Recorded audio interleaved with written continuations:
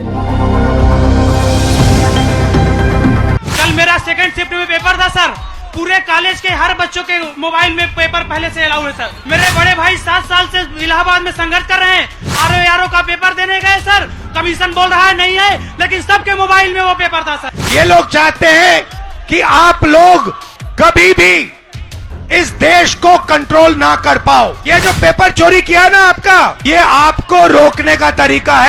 नमस्कार, आप देख रहे हैं इनसाइडर लाइव और मैं हूं आपके साथ पूजा। राहुल गांधी की न्याय यात्रा जैसे जैसे आगे बढ़ रही है, उनके यात्रा का नाम भी सार्थक होता हुआ नजर आ रहा है। उनके यात्रा से कई लोग अपनी उम्मीद भी जोड़ते जा रहे हैं, खासकर युवाओं की उम्मीद। देश के युवा राहुल गांधी पर भरोसा जताते हुए अपनी हर परेशानी उनके सामने रखने लगे हैं।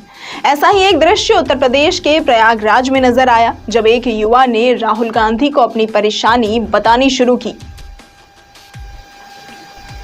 उसने कहा कि मैंने 3 साल मेहनत किया, लाखों लगाकर पढ़ाई की, लेकिन जब नौकरी के लिए परीक्षा देने गया तो पेपर ही लीक हो गया।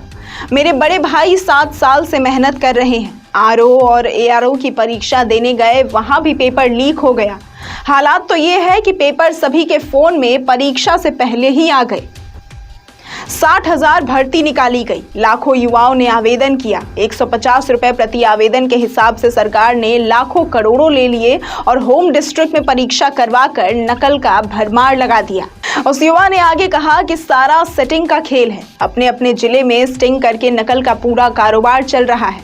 130 में से 110 सवाल का उत्तर करने के बाद भी सिर्फ भ्रष्टाचार की वजह से युवाओं को नौकरी नहीं मिल पा रही है।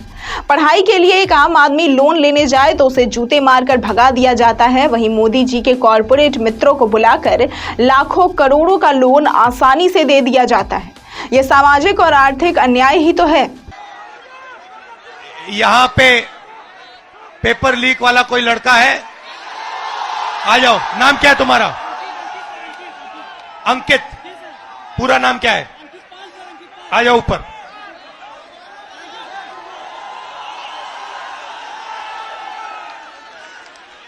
नमस्कार। Thank you sir. कैसे हो? सर अच्छे हैं सर, अच्छे हैं। आप कितने समय से कौन से पेपर की तैयारी की आपने? सर मैं यूपीपी की तैयारी कर रहा हूँ, 3 साल से इलाहाबाद में हूँ। अच्छा। 3 साल से तैयारी कर रहा हूँ सर। और आपका पेपर लीक हुआ? जी सर, कल मेरा सेकंड शिफ्ट में पेपर था सर। पूरे कॉलेज के हर बच्चों के मोबाइल में पेपर पहले से अलाउ है सर। सारे बच्चे बैठ के पेपर रट रहे हैं, सब के सब। और इसी तरह मेरे बड़े भाई 7 साल से इलाहाबाद में संघर्ष कर रहे हैं। आरओ का पेपर देने गए सर, कमीशन बोल रहा है नहीं है, लेकिन सबके मोबाइल में वो पेपर था सर। सबके मोबाइल में पेपर था। तो नुकसान तो आपका हो रहा है। जी सर। और नुकसान इन सब युवाओं का हो रहा है। सर मेरे सभी भाइयों का हो रहा है नुकसान। फायदा किसका हो रहा है? फायदा सर सरकार का हो रहा है सर। 50-60,000 भर्ती निकाली है, 150 रुपए के हिसाब से लाखों करोड़ों रुपए वसूल कर रख ली, और परीक्षा सर होम डिस्ट्रिक्ट में करके नकल का पूरा भरमार लगा दिया सर।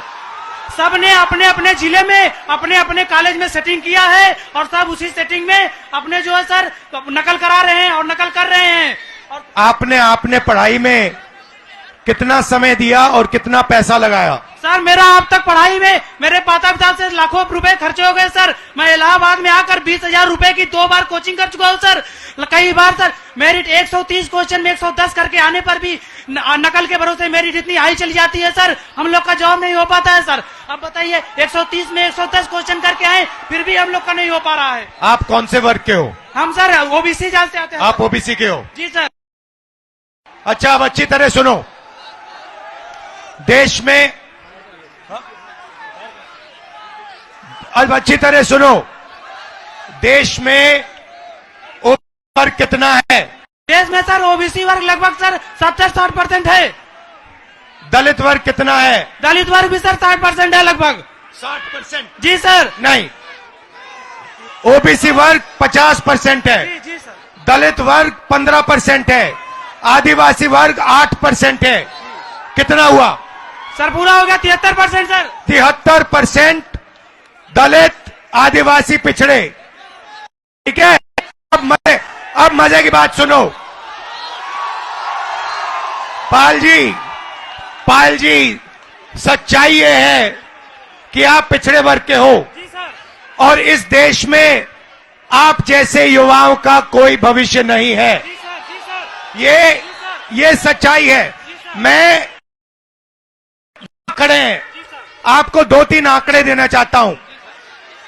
आपकी आबादी 73% है, मगर हिंदुस्तान के सबसे बड़े कंपनियों में 200 कंपनियों में मैंने आंकड़ा निकाला, एक मालिक ओबीसी, दलित, आदिवासी नहीं है, एक नहीं है। मैनेजमेंट टीम में एक आपका आदमी नहीं है। हिंदुस्तान की सरकार के 90 सबसे बड़े आईएएस अफसर के मैंने लिस्ट निकाली, उसमें 3 लोग आपके हैं, 3 दलित है, एक आदिवासी है। आपकी आबादी 73% और आपकी वहां पे भागीदारी 5%। मीडिया में आपका एक आदमी नहीं है। कचहरियों में, कोर्ट्स में 650 में से आपके 100 हैं। तो आप लोग तो चलाते हो, आप अपना, और आपका यहां कुछ नहीं है। आपको भड़काया जा रहा है, आपको अंधा किया जा रहा है। मैं आपसे पूछना चाहता हूं, आपने राम मंदिर का फंक्शन देखा?